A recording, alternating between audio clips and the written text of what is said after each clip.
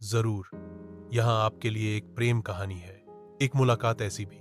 आरोही और आरव दोनों अपनी अपनी दुनिया में खोए थे। आरोही एक आर्किटेक्ट थी जिसे इमारतों की बनावट में सुकून मिलता था, और आरव एक संगीतकार था जिसकी धुनें लोगों के दिलों को छू लेती थीं। दोनों को कभी लगा नहीं था कि उनकी राहें एक दूसरे से मिलेंगी। यह एक बारिश भरी शाम थी। आरोही अपनी पसंदीदा कॉफी शॉप में बैठी थी, एक नए प्रोजेक्ट पर काम कर रही थी। बाहर मूसलाधार बारिश हो रही थी और बिजली कड़क रही थी। अचानक बिजली चली गई। पूरा कैफे अंधेरे में डूब गया।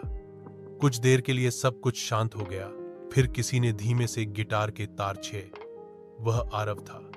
उसने एक ऐसी धुन छेड़ी जो अंधेरे में उम्मीद की किरण जैसी थी।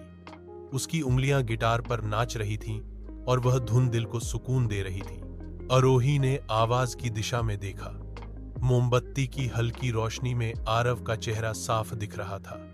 उसकी आंखों में एक अजीब सी चमक थी और उसके होंठों पर एक प्यारी मुस्कान। धुन खत्म हुई तो सबने तालियां बजाईं। आरव ने अपनी नजरें घुमाईं और उसकी निगाहें आरोही से मिली। एक पल के लिए दोनों ठहर से गए, जैसे समय रुक गया हो। अगले दिन आरोही फिर उसी कॉफी शॉप में गई। उम्मीद थी कि आरव मिलेगा, और वह मिला।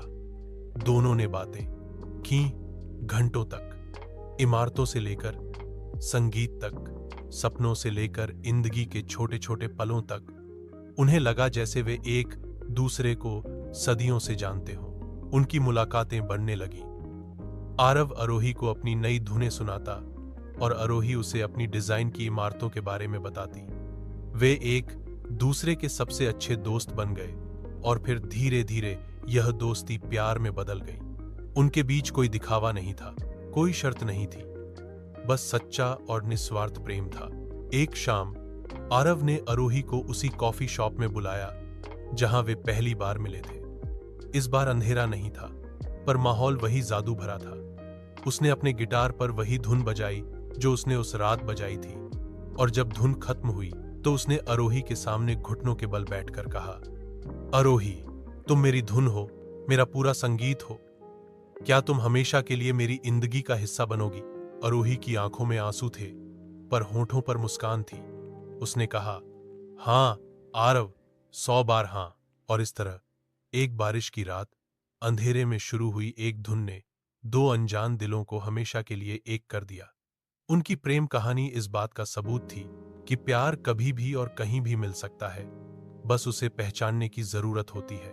क्या आप कोई और कहानी सुनना चाहेंगे?